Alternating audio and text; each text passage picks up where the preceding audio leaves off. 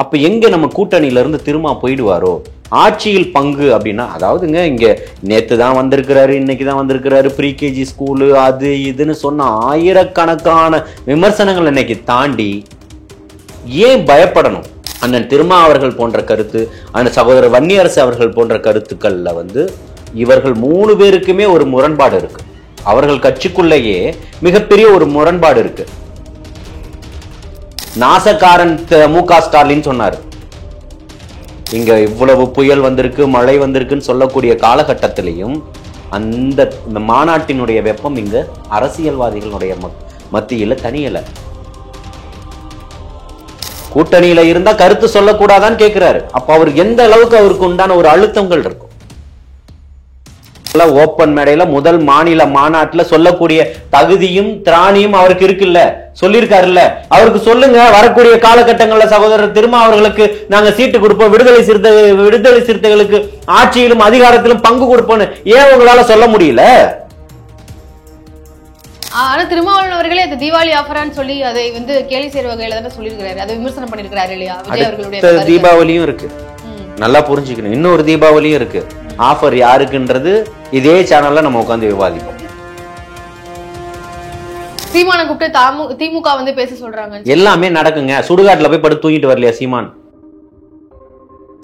மக்களுக்கு தேவை நிவாரணம். இப்பவும் சொல்றேன், ஒரு இடத்துல இருந்து போகணும், பாதிப்புல இருக்கிறவங்களுக்கு நிவாரணம். நீங்க என்ன சொல்ல வரீங்க? மக்கள் நிவாரணத்துக்காக தான் பாத்துட்டு இருக்காங்கன்னு சொல்ல வரீங்க? எதுவுமே இல்லாதவனை பார்த்து ஏன் நீங்க பயப்படுறீங்கன்னு கேக்குறேன். அதுக்கு பதில் சொல்லுங்க பாப்போம். திராணி இருக்கா திமுக காரனுக்கு பதில் சொல்றதுக்கு? இப்ப இருக்கக்கூடிய துணை முதல்வர் வாய் திறந்து பேசுவாரா? நீட்டி விளக்கு நாங்க மேஜிக் வச்சிருக்கோம், மேஜிக் எல்லாருக்கும் மேஜிக் பண்ணிட்டு போயிட்டாரா?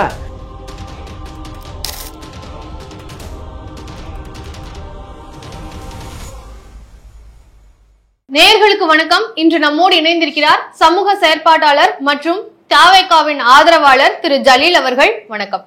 வாழ்த்துக்கள் சார். தற்போது புத்தக வெளியீட்டு விழா, அம்பேத்கர் அனைவருக்குமான தலைவர் அப்படின்ற ஒரு புத்தக வெளியீட்டு விழாவில் திருமாவளவன் அவர்களும் விஜய் அவர்களும் கலந்துக்க போறாங்க அப்படின்னு பெரிய எதிர்பார்ப்பு இருந்தது. அதுக்கு முன்னாடியே திருமாவளவன் அவர்கள் இந்த நிகழ்ச்சியில பங்கேற்க போறது இல்லை அப்படின்ற மாதிரி செய்திகள் வந்துச்சு. இப்போ அவருடைய தரப்புல இருந்தே அது ஆமான வரப்போறது இல்லை அப்படின்றத அவரே வெளியிட்டு சொல்லியிருக்கிறாரு, பேட்டியும் கொடுத்திருக்கிறாரு, அறிக்கை வெளியிட்டிருக்கிறாரு. ஸோ அதை பற்றி உங்களுடைய என்ன கண்ணோட்டம் சார்? அதாவது கடந்த கால அரசியல் அப்படின்னு சொல்லி பார்க்க போனோம்னா, இந்த அரை நூற்றாண்டுல தவிர்க்க முடியாத ஒரு தலைவர் அண்ணன் திருமா அவர்கள் மீது எங்களுக்கு நிறைய ஒரு பற்றும் மரியாதையும் அரசியலில் இப்போ இருக்கக்கூடிய சமகாலத்தில் ஒரு மிகையான ஒரு தலைவராக தான் மக்கள் பார்க்குறாங்க.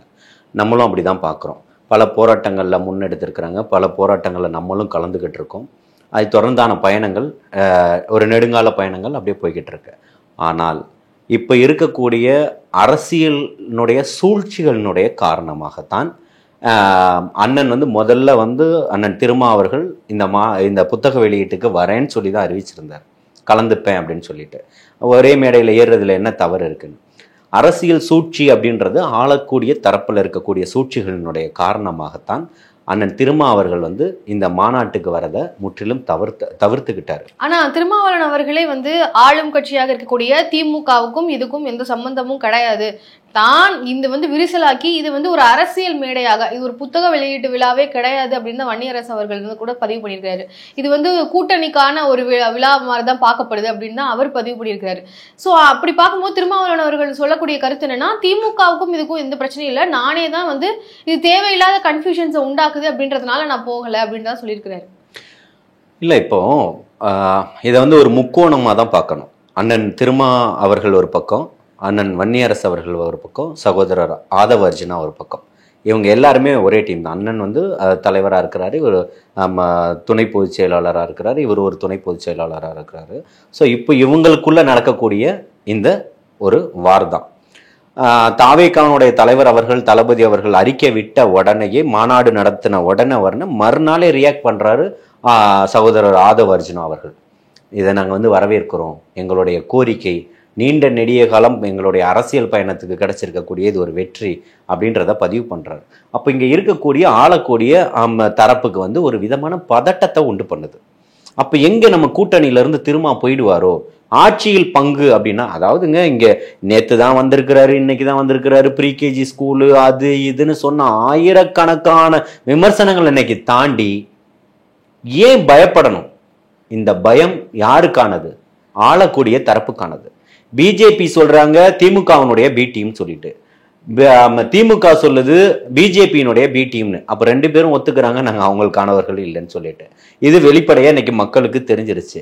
இவர்கள் மக்களுக்கானவர்கள், மக்களாட்சியை கொண்டு வரக்கூடியவர்கள்ன்றத முடிவு பண்ணிட்டாங்க. அப்போ அவங்க இருக்கக்கூடிய காலகட்டத்துல அண்ணன் திருமாவர்கள் போன்ற கருத்து, அண்ணன் சகோதரர் வன்னியரசு அவர்கள் போன்ற கருத்துக்கள்ல இவர்கள் 3 பேருக்குமே ஒரு முரண்பாடு இருக்கு. அவர்கள் கட்சிக்குள்ளேயே மிகப்பெரிய ஒரு முரண்பாடு இருக்கு. இன்னைக்கு பாத்தீங்கன்னா அண்ணன் திருமாவர்கள் வாழ்த்துக்கள் சொல்லியிருக்காரு இல்லையா? அப்போ நான் இது பண்றேன், இந்த புத்தக விழாவில் இதை அரசியலாக்க கூடாது அப்படின்றதுக்காக அவருக்கு வர வேண்டும் என்ற நிறைய ஆசைகள் இருக்கு. அதற்காக தான் இந்த புத்தக வெளியீட்டு விழா ஒரு நடத்தப்பட்டது. அவர்கிட்ட ஒப்புதல் வாங்கிட்டு தான் இந்த செய்தியவே வெளியிட்டாங்க. ஆனால் அரசியலினுடைய சூழ்ச்சியின் காரணமாகவும் அவங்களுக்கு கொடுக்கப்பட்ட அழுத்தத்தின் காரணமாகவும் ஆளக்கூடிய தரப்புல இருந்து தான் வேற எங்க இருந்து வரும்? இப்போ நீங்க திமுகவில இருந்து திருமாவளவன் அவர்களுக்கு அழுத்தம் தரப்பட்டதுன்னு சொல்றீங்க. அந்த அழுத்தம் எதை நோக்கிய அழுத்தமா இருக்கு? ஆமா, இன்னைக்கு கொடுக்குற சீட்டை வாங்கிக்கிட்டு கூட இருக்கிறாரு, கூட்டணியில இருக்கிறாரு, ஒரு மிகப்பெரிய ஒரு தலைவரா இருக்கிறாரு. அவரை விட்டுட்டா இன்னைக்கு இப்ப தொடர்ந்து திமுகவை விமர்சிச்சிருக்காரு அண்ணன் திருமாவும், இல்லைன்னு சொல்ல முடியாது. வைகோ வைக்காத விமர்சனங்களா? ஒருபோதும் நாசக்காரன் மு.க. ஸ்டாலின் சொன்னாரு. என்ன, திமுகவின் பக்கம் போறதுக்கு ஒரு முழம் கைத்துல தூக்கு மாட்டிக்கிட்டு தொங்குவேன்னு சொன்னவர் அண்ணன் வைகோ அவர்கள். இன்னைக்கு தனக்கு பதவி, தன் மகனுக்கு பதவி வாங்கிட்டு உட்கார்ந்துகிட்டு இருக்கிறாரு. அப்போ 2003 திருமாவளவன் அவர்கள் பதவியெல்லாம் வேணான்னு சொல்லி கட்சியில இருந்து விலகி திமுகவுக்கு எதிரான கருத்துக்கள் பதிவு பண்ணிட்டே தான் இருந்திருக்கிறாரு. அப்போ திருமாவளவன் அப்படின்ற ஒரு தலைவன் ஒரு பொறுப்புக்காக, ஒரு சீட்டுக்காக தன்னுடைய கட்சியினுடைய கொள்கைகளை விட்டு கொடுத்துருவாருன்னு சொல்ல வரீங்களா? மக்களுக்காக, தன்னுடைய சமூகத்துக்காகவும் இந்த சமுதாயத்துக்காகவும் இந்த சமூகம் மேம்படணுன்றதுக்காகவும் முன்னெடுக்கக்கூடிய ஒரு அரசியல் தலைவரா நின்றுருக்காரு. புரியுதுங்களா? அரசியல் கட்சிகள்ல நிரந்தர எதிரியும் நிரந்தர நண்பனும் இல்லைன்றது அரசியல்வாதிகளுடைய ஒரு ஸ்ட்ராட்டஜிக்கல் ஐடியா. புரியுதுங்களா? பாமகவினுடைய தலைவர் ஐயா ராமதாஸ் அவர்கள் அதிமுகவினுடைய பொதுச் செயலாளரை விமர்சிக்காத விமர்சனங்களா இவர்கள் வச்சிட போறாங்க? இதெல்லாம் அவர்கள் சொன்னதெல்லாம் ஏத்துக்கொள்ள முடியாத ஒரு விஷயம். ஆனால் திரும்பவும் அதிமுகவோட கூட்டணி வச்சாரு. அப்பேற்பட்ட சொற்களை எல்லாம், கடுஞ்சொற்களை எல்லாம் பயன்படுத்தினாங்க. அப்பேற்பட்ட ஒரு சூழல்ல திமுகவை இவர்களும் விமர்சனம் செஞ்சிருக்காங்க, வைகோ அவர்களும் விமர்சனம் செஞ்சிருக்காங்க. இப்போ நீங்க திருமாவளவன் அவர்கள் இந்த ஒரு புத்தக வெளியீட்டு விழாவில் கலந்துக்காம இருக்கிறதுக்கு காரணம் திமுகவினுடைய அழுத்தம் அப்படின்னு நீங்க சொல்றீங்க. அந்த அழுத்தம்னு நீங்க திமுகவை பிளேம் பண்ற அப்படின்னு பார்க்கும்போது நீங்க அந்த இடத்துல திருமாவளவன் அவர்களுடைய பணியையும் நீங்க கொச்சப்படுத்துற மாதிரி தானே இருக்கு. ஏன்னா அவர் ஒரு பதவிக்காகவோ இல்ல சீட்டுக்காகவோ டக்குன்னு திமுகவுக்கு ஆதரவா தெரிவிச்சுக்கிட்டு அங்க ஒரு விரிசல் வரக்கூடாதுன்னு நினைக்கிறாரு அப்படின்ற மாதிரி தானே நீங்க சொல்றீங்க. இல்ல, அண்ணன் திருமா அவர்களை நம்ம ஒருபோதும் கொச்சைப்படுத்தல. அவர் இப்பவும் சொல்றோம், மரியாதை மிக்க ஒரு தலைவராக தான் நம்ம பார்க்குறோம். அவர் கூட்டணிக்கு வராரோ இல்லையோ அது அவருடைய சொந்த விருப்பம், அவர்களுடைய கட்சியினுடைய நிலைப்பாடு. அதில் நம்ம தலையிடறதுக்கு விருப்பம் இல்லை. ஆனால் திமுகவுடைய அழுத்தம் இங்க அதிகமா தரப்பட்டுக்கிட்டு இருக்கு. இன்னைக்கு இருக்கக்கூடிய கடந்த மாதம் 27ஆம் தேதி நடந்ததனுடைய பதட்டம், தாக்கம் இன்று 40 நாட்களை கடந்தும் இந்த வெப்பம் இன்னும் தனியல. தமிழக மக்களை விட இங்க இவ்வளவு புயல் வந்திருக்கு, மழை வந்திருக்குன்னு சொல்லக்கூடிய காலகட்டத்திலையும் அந்த மாநாட்டினுடைய வெப்பம் இங்க அரசியல்வாதிகளுடைய மத்தியில தனியல. அதனால் இவர்கள் எப்படிப்பட்ட ஒரு ஐடியாவை கையில் எடுத்துக்கிட்டு தொடர்ந்து தாவேகாவினுடைய தலைவரை தொடர்ந்து தாக்குதல் நடத்திக்கிட்டு தான் இவங்களுடைய அரசியலை முன்னெடுத்து கொண்டு போய்கிட்டு இருக்கிறாங்க. அண்ணன் திருமா அவர்கள் திருப்பியும் சொல்ற திமுகவிலிருந்து தான் அழுத்தம் கொடுக்கப்பட்டுக்கிட்டு இருக்கு. நிர்பந்தத்தின் காரணமாக இருக்கிறாரு. மக்களையும் சமுதாயத்தையும் சமூகத்தையும் யோசிச்சு இருக்கிறாரு. இன்னும் 1.5 ஆண்டுகள் இருக்கு. தேர்தலுக்கு இன்னும் 1.5 ஆண்டுகள் இருக்கு. இந்த 1.5 ஆண்டுகள்ல இந்த மக்களுக்காக ஏதாவது குரல் கொடுக்க முடியாதான்னு நினைச்சு கூட இருக்கலாம். வெளியில வந்தா நம்ம என்ன பண்ண போறோம்னு நினைச்சுக்கிட்டு இருக்கலாம். தன்னுடைய மிகச்சிறந்த ஒரு ஆளுமையால மிகப்பெரிய வீரிய போராட்டங்களை முன்னெடுத்தவர் அன்பு சகோதரர் அண்ணன் வேல்முருகன் அவர்கள். கடந்த காலகட்டங்களில் சட்டமன்ற பதவிகளே இல்லாதப்பவும் எடுத்தாரு. அவ்வளோ போராட்டங்களை முன்னெடுத்தார். நம்ம அதுல நிறைய போராட்டங்கள்ல நம்ம பங்கெடுத்திருக்கிறோம். ஆனால் 3.5 ஆண்டுகள் வாய் மூடிக்கிட்டு இருந்திருக்கிறார் அண்ணன். இப்போ ஒரே ஒரு அடிச்ச மழையில எல்லாமே கரைஞ்சு ஓடிக்கிட்டு இருக்க மாதிரி அதுவும் கரைஞ்சிருச்சு. திமுக சின்னத்துல போட்டிக்கிட்டாரு, அந்த ஒரே காரணத்துக்காக வாய் திறக்க முடியாம இருந்தாரு. இன்னைக்கு அதையும் தாண்டி அவருடைய வெட்கை வெளியே வந்துருச்சு. இன்னைக்கு அவருடைய தாக்கம் வெளியில வந்துருச்சு. இன்னைக்கு அவருடைய கூட்டணியில இருந்தா கருத்து சொல்லக்கூடாதான்னு கேட்கிறாரு. அப்ப அவர் எந்த அளவுக்கு அவருக்கு உண்டான ஒரு அழுத்தங்கள் இருக்கும். இதை போல பல கட்சிகள் இருக்கலாம், புரியுதுங்களா? அதே மாதிரி திருமாவளவன் அவர்களுக்குமே நான் என்ன கேட்கிறேன்னா, ஒரு கட்சியில இருக்கக்கூடிய ஒரு துணை பொதுச் செயலாளர் தானே முன்னெடுக்கிறாரு. அப்ப அவருக்கு அங்க தடை வந்திருக்கணும்ல. அவர் எப்படி இதை ஃப்ரீடமா செய்யறாரு? அந்த கேள்வி இங்க எழுது இல்ல. இப்பவும் சொல்றேன், எல்லாருக்குமான தலைவராக தான் அவர் இருந்துகிட்டு இருக்கிறார். அது இல்லை, எங்களுக்கு ஒன்றும் மாற்று கருத்து இல்லை. நாளைக்கு விடிஞ்ச ஒன்ன தேர்தல் வந்துடல, இன்னும் 1.5 ஆண்டுகள் இருக்கு.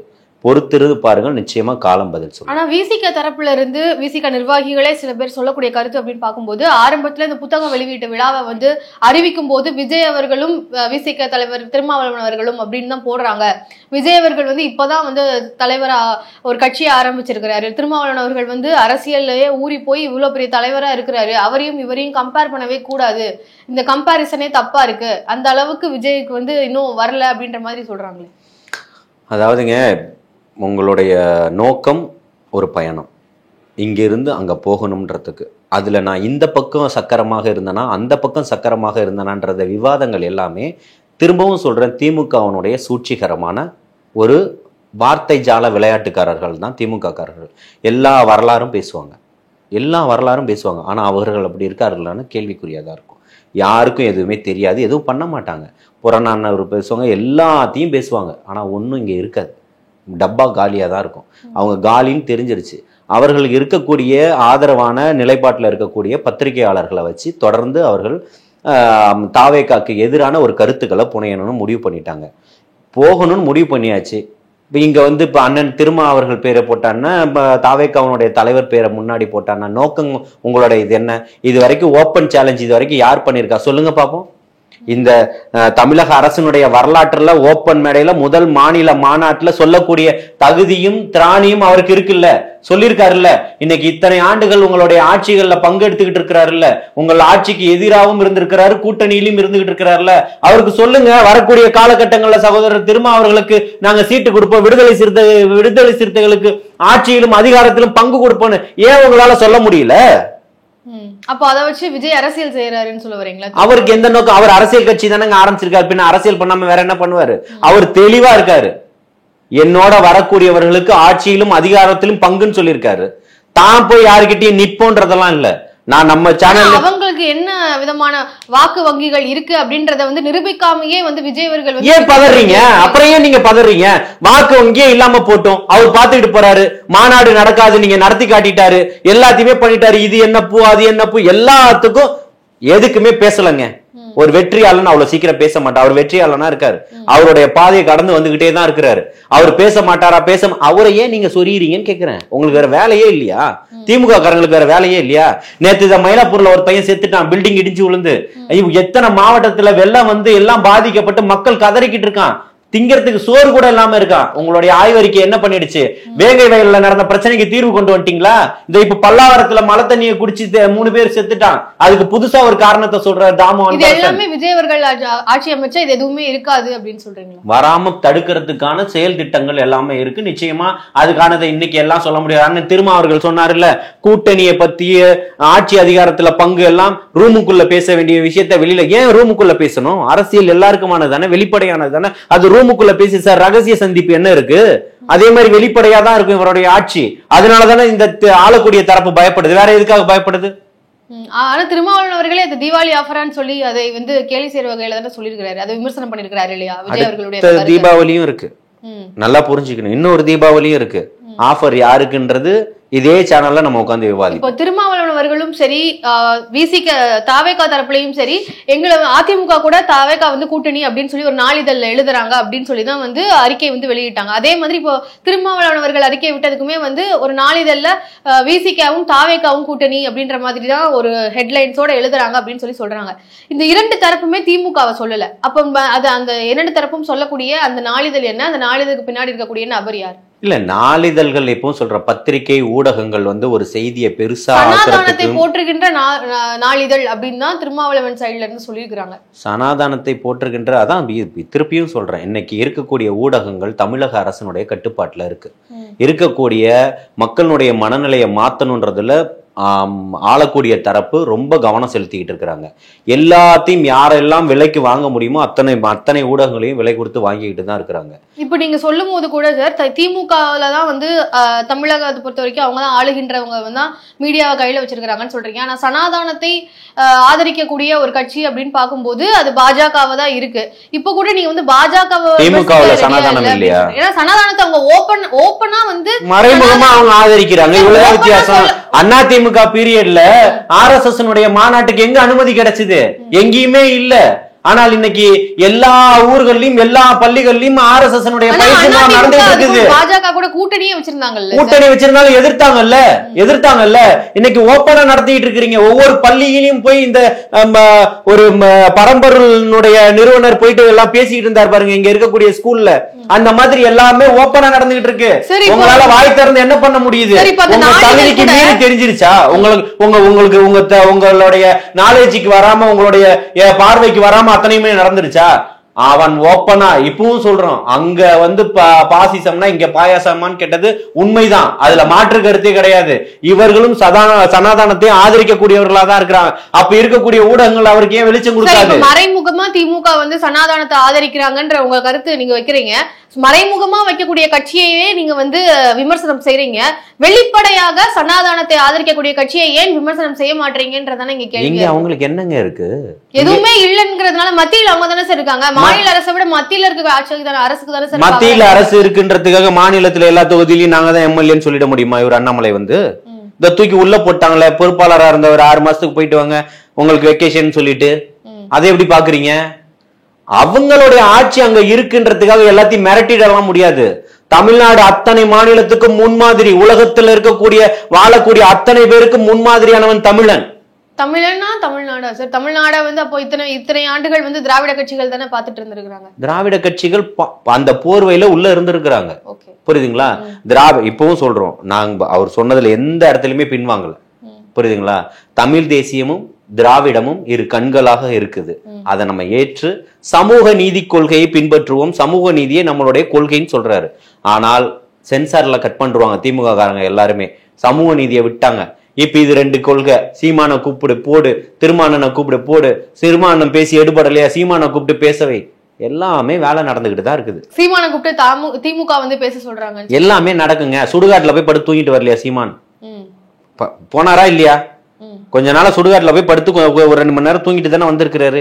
அப்ப அவருக்கு என்ன இருக்கு? வெற்றிடம் எங்க இருக்கு? சுடுகாட்டுல தான் இருக்குன்னாரு ரஜினியை பார்த்து. இன்னைக்கு ரஜினி வீட்டுல போய் படுத்துட்டு தானே வந்திருக்கிறார் 2 மணி நேரம். அப்ப சுடுகாடை தேடி போக ஆரம்பிச்சிட்டாரு. இன்னைக்கு சங்கிகள் யார்? சகத்தோழன் சொல்றாரு. அப்போ உன்னுடைய நிலைப்பாடு என்ன நீ அறிவிச்சிட்ட. இப்போ சொல்லுங்க, சீமான் வந்து தமிழ் தேசியவாதியா? சீமான் தமிழ் தேசியவாதியா? சீமானோட பயிற்றுவித்த, சீமானுக்கு ஆதரவா இருந்தவர்கள், சீமானுடன் பயணித்த சக தோழர்கள் இன்னைக்கு திமுகலையும் அண்ணா திமுகலையும் போய்கிட்டு இருக்கிறான். அவன் எப்படி திராவிடத்தை ஏத்துக்கிட்டான்? அப்ப நீங்க சொல்லி கொடுத்தது என்ன ஆச்சு? உங்களுடைய கொள்கையில மாறுபடுறான்ல. இன்னைக்கு கூட்டமா போய்கிட்டு இருக்கிறானே, இதே தாவகைகளை வந்து சேர்ந்துகிட்டு இருக்கானே, இவங்களுக்கு எல்லாம் என்ன பதில் சொல்ல போறீங்க? நாம் தமிழர் கட்சியில இருக்கக்கூடிய சீமானவர்கள் விமர்சிக்கணும் அப்படின்னா அதுக்கும் நீங்க நாங்க விமர்சிக்கணும்ன்ற, இங்க பாருங்க இப்பவும் சொல்றோம், நாங்க விமர்சிக்கணும்ன்ற எந்த எதுவுமே கிடையாது. விமர்சிக்கக்கூடிய அளவுக்கு ஆளும் கிடையாது. அவருக்கு ஒரு கண்டென்ட் தேவை. அவருடைய கூடாரம் காலியா போச்சு. தான் இருக்கணும்ன்றத தமிழகத்தில் நிலை நிறுத்திக்கிட்டு இருக்கிறாரு. அதை பேசும் பொருளா மாத்திக்கிட்டு இருக்கிறாரு. புரியுதுங்களா? இந்த ஒரு IPS அதிகாரி என்ன பேட்டி கொடுத்திருக்கிறாரு பாத்தீங்களா? தமிழ் சாவனிஸ்ட் என்ன கொடுத்திருக்கிறாரு? வெட்கக்கேடா இருக்கு இவருடைய ஆட்சி. இவரோட அதாவது இன்னும் நீ 20 வருஷம் இருப்பியா, 30 வருஷம் இருப்பியா, நான் இங்கதான் இருப்பேன். இதெல்லாம் ஒரு பேட்ட ரவுடி பேசக்கூடிய ஸ்டைலு. நீ வருவியா, என் ஏரியா உள்ளவா, நான் பாத்துக்கிறேன்றது தமிழனுடைய மரபா இது சார். ஆனா இப்போ புயல் வெள்ளத்துல பாதிக்கப்பட்ட மக்களுக்கு வந்து பனையூர் கலைத்து விஜய் அவர்கள் வந்து அதுல வந்து நிறைய எல்லா கட்சிகளும் சரி இல்ல நிறைய பேர் அரசியல் விமர்சகர்கள் வந்து அதை தவறு அப்படின்ற மாதிரி சுட்டி காமிச்சாங்க. விமர்சனங்கள் நிறைய வந்தது. ஆனா ஒரே ஒருத்தர் ஆதரவு தெரிவிச்சாரு அப்படின்னு பாக்கும்போது அது சீமான் அவர்கள் தான் ஆதரவு தெரிவிக்கிறாரு. அந்த இதை வந்து நீங்க அரசியல் நாடகமா பாக்குறீங்களா? இல்ல எப்படி? அதாவதுங்க, எல்லாத்தையும் மக்கள் ஏத்துக்க மாட்டாங்க. இப்ப இது ஒண்ணு சொல்லும் போது அதாவதுங்க மக்களுக்கு தேவை நிவாரணம். இப்பவும் சொல்றேன், ஒரு இடத்துல இருந்து போகணும், பாதிப்புல இருக்கிறவங்களுக்கு நிவாரணம் கொடுக்கணும். நீங்க என்ன சொல்ல வரீங்க சார்? மக்கள் நிவாரணத்துக்காக தான் பாத்துட்டு இருக்காங்கன்னு சொல்ல வரீங்களா? அதாவது அவர்களுடைய துன்பத்துல பங்கெடுத்துக்கிறாரு. தங்கை அனிதா இறந்தப்பவும் யாருக்குமே சொல்லல, இரவோடு இரவா கிளம்பி போய் அவங்க வீட்டுல போய் ஆறுதல் சொல்லிட்டு வந்தாரு. பகல்ல போக முடியும், விளம்பர விரும்பியா இருக்கலாம். மழை புயல் எல்லாம் 2016 அடிச்சு நவுத்துனது எல்லாருமே பார்த்தோம். வந்துகிட்டு இருக்கக்கூடிய தன்னார்வலர்களால கொண்டு வரக்கூடிய அனைத்து வாகனங்களும் நிறுத்தப்பட்டு இதே சென்னையில ஸ்டிக்கர் ஒட்டி கொடுக்கப்பட்டது யாரும் மறந்திருக்க மாட்டாங்க. நீங்க சொல்லுங்க, நெறியாளரா இல்லைன்னு சொல்லிட்டு பார்ப்போம். அப்படிப்பட்ட காலகட்டத்துல தன்னுடைய அலுவலகத்துக்கு அழைத்து அவர்கள்ட்ட பேசுறாரு பரிவோட. உங்களுடைய பேசணும்ன்றதுக்காக தான் நான் உங்களை இங்க அழைச்சிருக்கேன். உங்களுடைய துன்பம் அவங்கள்ட்ட என்ன ஏதுன்றது எல்லாத்தையுமே கேட்டு அவர்களுக்கான ஒரு நிவாரண பொருட்களையும் கொடுத்து நான் உங்களுக்காக இருக்கேன், நீங்க போயிட்டு வாங்க, கண்டிப்பா நான் நேர்ல வந்து உங்களை சந்திப்பேன். அங்க வரும்போது கூட்டம் அதிகரித்து இருக்கக்கூடிய கால சூழ்நிலையில இடையூறுகள் ஏற்பட்டால் என்ன பண்றதுன்ற வருத்தத்தையும் அவர்கள்ட்ட பதிவு பண்ணியிருக்காங்க. அத்தனை மக்கள் போட்ட வீடியோலையுமே அது இருக்கு. அப்ப பாதிக்கப்பட்ட இடத்துக்கு வந்து போகிறதுக்கு விஜய் அவர்களுக்கு விருப்பம் இல்லை. ஏங்க பாதிப்பு வந்தது? நீங்க ஒழுங்கா ஆட்சியை பண்ணாம பாதிப்பை உண்டு பண்ணிட்டு தடுப்பணை கெட்டு எங்க தடுப்பணை கட்டிங்க? இங்க இருக்கக்கூடிய இத்தனை 1000 கோடியை செலவு பண்ணி நீங்க மழை நீர் வடிகால் போட்டீங்களே, எங்க போச்சு? ஏன் பாதிப்பு வந்துச்சு? எதுக்கு நீங்க பால் பாக்கெட்டு சாப்பாடெல்லாம் சென்னையில போட்டீங்க? தண்ணி நின்னுது, பாதிப்பு இருக்க போய் தானே கொடுத்துருக்கீங்க. இது அவர் கொடுத்தா இதா? சென்னையில ஒரு சொட்டு தண்ணி இல்லைன்னா ஏன் நிவாரணம் கொடுத்தீங்க? இப்ப எதுக்கு அறிவிக்கிறீங்க எல்லாருக்கும் ரேஷன் கார்டுக்கு காசு கொடுக்குறோம்னு சொல்லிட்டு? அரசியலே கூட ஒர்க் ஃப்ரம் ஹோம் பண்றாரு அப்படின்ற மாதிரியான விமர்சனங்கள்லாம் இருக்கு இல்லையா? அதை எப்படி பாக்குறீங்க? ஆனா அது ஒரு நியாயமான விமர்சனமா உங்களுக்கு தெரியுதா இல்ல எப்படி? சமீபத்துல மணிப்பூர்ல நடந்த கலவரம் பாத்தீங்களா? நடந்தது. இந்த உலகத்துல நடந்துகிட்டு தான் இருக்கு. இந்த உலகத்துல ஒரு பெண்ணுக்கு இந்த மாதிரி ஒரு கொடுமை நடக்க கூடாது அப்படின்ற மாதிரி ஒரு பட்டியல்ல அதுவும் ஒன்று. அப்படிப்பட்ட கொடுமை நடந்தும் கூட பிரதமர் இன்றைய வரைக்கும் அங்க செல்லல. இது என்னன்னு பாக்குறீங்க? அவரையும் விமர்சனம் செஞ்சுட்டு தானே சார் இருக்கிறாங்க. அததான் சொல்றேன், அப்பேற்பட்டவருக்கு சிம்மாசனம் கொடுத்து அமர வச்சிருக்குது மக்கள். ஆனால் திருப்பியும் சொல்றாரு, இங்க இருக்கக்கூடிய நிவாரணத்தை வாங்க வரவங்க ஏதேனும் இப்போ சமீபத்துல ரொம்ப திரைக்கு வந்து ரொம்ப வெற்றிகரமா ஓடி அந்த படத்தோட பார்ட் 2 கூட இப்போ வந்திருக்கு, புஷ்பான்ற படம். அந்த படத்தினுடைய கதாநாயகர் ஒரு இடத்துக்கு, ஒரு திரையரங்குக்கு படம் பார்க்கறதுக்கு வராரு. அங்க வந்த ஒரு ரசிகை அந்த படத்துக்கு வந்து தன்னுடைய குழந்தையோட வராங்க. வந்தவங்க அந்த இடிபாடுகள்ல சிக்கி உயிரிழந்துட்டாங்க. அந்த பெண்மணி இளம் வயது பெண்மணி தான், சரிங்களா? இப்ப அந்த குழந்தை அனாதையாக்கப்பட்டிருக்கார். நீங்க மோடி அவர்களை கம்பேர் பண்ணீங்க, மோடி அவர்களோட வழியில விஜய் செல்ல போறாரு. மோடிக்கு எல்லா அடுக்கு பாதுகாப்புகளும் இருக்கு. இங்க நாங்க பலூன் விடும்போது இருக்க ஒட்டுமொத்த பேரையும் துரத்தி புடிச்சிட்டு அவர் ஹெலிகாப்டர்ல போனாரு. அதுக்குதான் பலூன் விட்டோம். கருப்பு கொடி காட்டினா வரமாட்டாருன்னு சொல்லிட்டு ஹெலிகாப்டர் ரெடி பண்ணிட்டாங்க அவருக்கு அங்க போறதுக்கு. அப்போ பலூன் விட்டோம். இந்த மாதிரி நவீனமான போராட்டங்கள் எல்லாம் நடத்தணும், ஆனாலும் வரமாட்டார், மக்களை சந்திக்க மாட்டார். இவர் மக்களோடவே இருக்காரு, ஆட்சி இல்ல, அதிகாரம் இல்ல. நான் என்ன கேக்குறேன்னா, எதுவுமே இல்லாதவனை பார்த்து ஏன் நீங்க பயப்படுறீங்கன்னு கேக்குறேன். அதுக்கு பதில் சொல்லுங்க பாப்போம். திராணி இருக்கா திமுக காரனுக்கு பதில் சொல்றதுக்கு? யாருக்காவது திராணி இருக்கா? ஒருத்தருக்கும் இல்ல. எந்த இடத்துலயுமே அதுக்காக அவரோட ரியாக்ஷன் தாங்க இது எத்தனையுமே. நேத்து கட்சி ஆரம்பிச்சவங்களா திமுகவை அழிச்சோம்னு நினைக்கிறது திமுகவுடைய ரியாக்ஷன் இல்லையா? முதலமைச்சருக்கு எந்த அளவுக்கு ஒரு பயம் இருந்தா இந்த வார்த்தையை பயன்படுத்தி இருக்கணும். இதுக்கெல்லாம் நான் பதில் சொல்ல வேண்டிய அவசியம் இல்லைன்னு கடந்து போனாரு துணை முதலமைச்சர். அது வந்து பயத்தினுடைய வெளிப்பாடு இல்லையா? அவசியம் இல்லைன்னு சொல்றது பயம். ஆமா, வேற நீங்க வந்து ஒரு உங்க தாத்தா முதல்வர், நீங்க உங்க அப்பா முதல்வர், நீங்க இப்ப துணை முதல்வர், அமைச்சரா இருக்கீங்க, எம்எல்ஏவா வந்திருக்கீங்க. இதுக்கு முன்னாடி இங்க என்னத்தெல்லாம் கட்டிக்கிட்டு வந்து கொடுத்துட்டீங்க தமிழ்நாட்டு மக்களுக்காக? படம் நடிச்சதை தவிர்த்து எத்தனை சமூக புரட்சியான படத்தை நடிச்சு கொடுத்துட்டீங்க. அப்ப எதுவுமே இல்லாம நீங்க வந்திருக்கும் போது விஜய் வரதுல உங்களுக்கு என்ன பிரச்சனைன்னு கேக்குறேன்.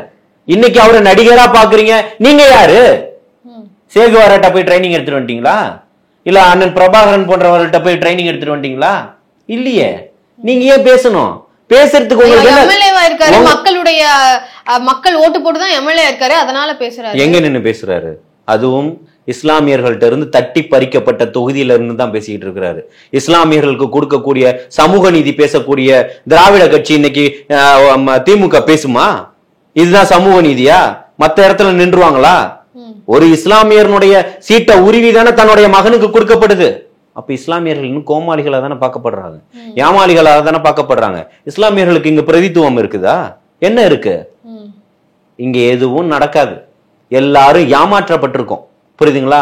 அது எல்லாரும் அவர் பார்வையில இருந்து பார்க்கும்போது ஒவ்வொருத்தருக்கும் ஒவ்வொரு பார்வைகளா இருக்கும். இப்ப அண்ணன் திருமா அவர்களுக்கு ஒரு பார்வை, அண்ணன் சகோதரர் வன்னியரசு அவர்களுக்கு ஒரு பார்வை, சகோதரர் ஆதவ அர்ஜுனாவுக்கு ஒரு பார்வை. இவங்க எல்லாமே ஒரு கூட்டத்தை சார்ந்தவங்க தான், ஒரே கட்சியை சார்ந்தவங்க தான் இல்லைங்களா? அவங்களுடைய பார்வை அப்படி இருக்கு. இங்க ஒவ்வொருத்தருக்கும் ஒவ்வொரு பார்வை இருக்கு. பல சமூகங்கள் இங்க வேதனைக்குரியதா இருக்குது. இன்னைக்கு இந்த ஆட்சியில யார் போராடல, போன ஆட்சியில தான் போராட்டங்கள் கரை புரண்டு ஓடி இருக்கு அப்படின்றத பார்த்துட்டு இந்த ஆட்சி மக்களுக்கானதா இருக்கும், விடியலுக்கானதா இருக்கும், நாங்க பிரச்சாரமே பண்ணியிருக்கோம் சமூக செயற்பாட்டாளர் கூட்டு இயக்கத்தினுடைய சார்பா. ஆனால் இது விடியலுக்கான அரசா? இன்னைக்கு எல்லாருமே ஒப்பாரி வச்சுக்கிட்டு இருக்கிறான். இந்த பக்கம் சாராயத்தை வித்துக்கிட்டு இருக்கிறீங்க. இன்னைக்கு கஞ்சா கரை புரண்டு ஓடிக்கிட்டு இருக்கு தமிழகத்துல. உங்களால தடுக்க முடியுதா? ஒவ்வொரு பள்ளி கல்லூரியிலும் என்ன நடந்துகிட்டு இருக்கு? கூட்டிட்டு போகக்கூடிய ஆசிரியர்களும் இன்னைக்கு குழந்தைகளுக்கு, பெண்களுக்கு குறிப்பா மதுவை வாங்கி கொடுத்து சீரழிக்கக்கூடிய கட்டாயத்துல இருக்குது. அப்ப நீங்க என்ன நிர்வாகத்தை நடத்திட்டு இருக்கிறீங்க? எல்லா தரப்பும் போராட்டம் பண்ணிட்டு இருக்கான். டாக்டருக்கு ஹாஸ்பிட்டல்ல எடுத்துக்கிட்டா பிரச்சனை, பேருந்து ஓட்டுநரை எடுத்துக்கிட்டா பிரச்சனை, எல்லா நிர்வாகத்திலையும் பிரச்சனை இருக்கு, மக்கள்கிட்டையும் பிரச்சனை. அப்ப என்ன பண்ணிட்டு இருக்கிறீங்க? ஒருத்தர் செத்தா 4 லட்சம் ரூபாய், 5 லட்சம் ரூபாய், மத்திய அரசாங்கம் 4 லட்சம் ரூபாய் கொடுக்குது, நீங்க 1 லட்சம் ரூபாய் கொடுக்க போறீங்க. ஆனா நீங்க 5 லட்சம் ரூபான்றீங்க. கள்ளக்குறிச்சியில 70 பேர் செத்தாங்களே, எதன் அடிப்படையில 10 லட்சம் அவங்களுக்கு கொடுத்தீங்க? அது உயிர் வேண்டான்னு சொல்றீங்களா சார்? நான் வேண்டான்ல, இவங்களுக்கே இவ்வளவு கொடுத்துருக்கீங்கன்னு கேக்குறேன். அவங்களுக்கு 10 லட்சம் கொடுத்தீங்கல்ல, விஷச்சாராயம் தெரிஞ்சுதானே குடிச்சிருக்கீங்க, அதனால தானே செத்து போனாங்க. அது மாநில அரசு தரப்புல இருந்து அங்க மக்கள் இந்த மாதிரி இறந்து போயிருக்காங்கன்ற அடிப்படையில அவங்க நிவாரண உதவியா அதை கொடுத்துருக்காங்க. இங்க உள்ளவங்க எல்லாம் எந்த மாநிலத்துல உள்ளவங்க? இங்கேயும் அதேதான் சார். ஆனா இங்க புயலுக்கான நிவாரணம் மத்திய அரசுல இருந்து சரியா தரப்படல அப்படின்னு சொல்லப்படுது. அன்னைக்கு மட்டும் நிதி இருந்ததா? அன்னைக்கு 40-50 பேர் எண்ணிக்கை அப்படின்னு பார்க்கும்போது இப்போ கூட்டா சாகணும்ன்றீங்க அதானே? ஒரு 100 பேர் சாகட்டும், நாங்க ஆளுக்கு 10 லட்சம் தரோம், குடும்பத்துல உள்ளவங்களை எல்லாம் படிக்க வைப்போம்னு சொல்றீங்க, அப்படிதானே? எனக்கு கிடைச்ச இந்த மிகப்பெரிய இழப்பு இன்னொருத்தருக்கு கிடைச்சிடக்கூடாதுன்னு தான் தங்கை அனிதா உயிரை விட்டா. உங்களுடைய அஜெண்டா என்ன? உங்களுடைய கொள்கை என்ன? உங்களுடைய தேர்தல் அறிக்கை என்ன? என்ன சொல்லி வந்தீங்க? இப்ப இருக்கக்கூடிய துணை முதல்வர் வாய் திறந்து பேசுவாரா? நீட்டி விளக்கு நாங்க மேஜிக் வச்சிருக்கோம், மேஜிக் எல்லாருக்கும் மேஜிக் பண்ணிட்டு போயிட்டாரா? எய்ம்ஸ் மருத்துவமனை ஒரு செங்கல் எடுத்துட்டு ஊரு ஃபுல்லா சுத்தி வந்தாரு. இப்ப செங்கல் சூளையெல்லாம் மூடிட்டாங்களா? செங்கல் கிடைக்கிறது இல்லையா உதயநிதி அவர்களுக்கு? சிந்திக்க வேண்டிய இடத்துல மக்கள் இருக்காங்க. பொய் சொல்லி ஏமாத்தி மக்கள் முதல்வன் திட்டம் கொண்டு வந்தீங்களா, எங்க போச்சு இன்னைக்கு அந்த திட்டங்கள் எல்லாம்? காணாம போயிடுச்சா? 100 நாட்கள்ல எல்லாத்தையும் புடிச்சு எடுத்து கொடுத்துருவோம்னு சொன்னீங்களே, எங்க என்ன பண்ணிட்டீங்க? ஒண்ணும் நடக்கல, காலி டப்பா டப்பா டப்பாவா போச்சு சார். அப்போ நீங்க இப்போ ஆட்சியில இருக்கிறதுனால திமுகவை மட்டும் விமர்சனம் செய்வோம், அதே மாதிரி அதுக்கு பெரிய கட்சியா இருந்த அதிமுகவும் சரி இல்ல பாஜகவையோ நாம் தமிழரையோ விமர்சிக்க போறது கிடையாது, திமுக மட்டும் தான் முழு முதல் எதிரி அப்படின்னு சொல்லுவாங்க. அதிமுக யாரு? அதிமுகவும் திராவிட கட்சி ஊழல் கட்சி தானே பேர் சொன்னாங்க. அதனுடைய சொல்லவே இல்லையே சார் இது வரைக்கும். அதிமுக எல்லாரும் இன்னைக்கு ஆட்சியில இருக்கக்கூடியவர்கள் யாரு? ஆட்சியில இருக்கக்கூடியவர்கள் அதுதான் நான் கேட்டேன். அப்போ திமுக மட்டும் தான் இன்னைக்கு அவங்கதான். திருப்பியும் சொல்றேன், அதிமுக இன்னைக்கு சுக்கா உடஞ்சு போய் கிடக்குது. 4 திசைக்கு 4 பேர் இருக்காங்க. இருக்கக்கூடிய எடப்பாடியார் டீம்லயே 4 பேர் எந்திரிக்கிறான். அவங்கள சேர்க்கணும் இவங்கள சேர்க்கணும் கொதிக்கிறாங்க. இது தேர்தல் வரைக்கும் எப்படி ஓட்டிட்டு போறாங்கன்னு நமக்கு தெரியல. தேர்தல் வரைக்கும் போகுமா இல்ல உடையுமா? எம்ஜிஆர் அவர்களுடைய வழியில் அப்படின்னு விஜய் அவர்கள் மாநாட்டுல சொன்னாரு. எம்ஜிஆர் அவருடைய கட்சியே இந்த இடத்துல அந்த கட்சியினுடைய நிலைப்பாட்டே வழியில் தான் சொல்லியிருக்கிறாரு தவிர அவர் வீட்டுலன்னு சொல்ல. வழியில்னாலும் அவர் தோற்றுவித்த அந்த கட்சி தானே சார். அந்த கட்சியை குறித்து ஒரு நிலைப்பாடு சொல்ல தகுதி இல்லைன்னு கேக்குறேன். தகுதி இல்லைன்னு சொல்லல, அவர்களுக்குள்ள ஒற்றுமை இல்லைன்னு சொல்றேன். ஒற்றுமை இல்லாத கட்சியை பத்தி பேச தேவையில்லை. அவங்களே இன்னைக்கு உடைஞ்சிட்டாங்க, அவ்வளவுதான். புரியுதுங்களா?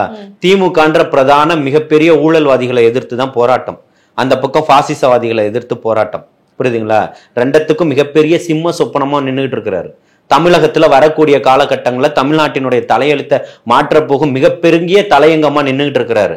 வரக்கூடிய 2026 மிகப்பெரிய மக்களுக்கான ஒரு ஆட்சி அமைக்க போறாரு. மக்களுக்கு மிகப்பெரிய ஒரு மாற்றத்தை கொடுக்க போறாரு, நல்லாட்சியை தரப்போறாரு. இதுதான் அவருடைய நோக்கமா இருக்கு. அப்போ மக்கள் அதை நோக்கி பயணம் பண்றாங்க. நமக்கு யாரு 1000 ரூபாய் தர எல்லாரையும் பாக்குறாங்க. ஓசி பஸ்ல போறேன்னு கேட்ட அமைச்சரையும் பாத்துக்கிட்டு இருக்காங்க. சேத்தவாரி அடிச்ச மக்களையும் பாத்துக்கிட்டு தான் இருக்கும். மக்கள் எல்லாத்துக்கும் பதில் கொடுக்க தயாரா இருக்கிறான். ஆட்சியாளர்கள் கவனமா இருந்துக்கணும் இல்லையா? இங்க மக்களுக்கான ஒருத்தன் வந்துட்டான்றதுல ரொம்ப தெளிவா இருக்காங்க. அதனால இன்னைக்கு 2 பெண்கள் சேர்த்த வாரி அடிக்கிறாங்க. அவங்க அந்த கட்சி இந்த கட்சி எந்த கட்சியாக இருந்தாலும் மக்கள் தெளிவா இருக்காங்க. மக்களுக்கானவன் யாருன்றதுல ஒரு மிகப்பெரிய புரிதலோட இருக்கிறாங்க. அதுல 2026ல மிகப்பெரிய ஒரு மாற்றத்தை நிச்சயமாக தாவேகா ஏற்படுத்தும். ஓகே சார், தமிழக அரசியல் களம் இன்னும் வரக்கூடிய காலகட்டத்தில் எப்படி மாறப்போகுது அப்படின்றத பொறுத்திருந்து பார்க்கலாம். ரொம்ப நன்றி. வாழ்த்துக்கள்.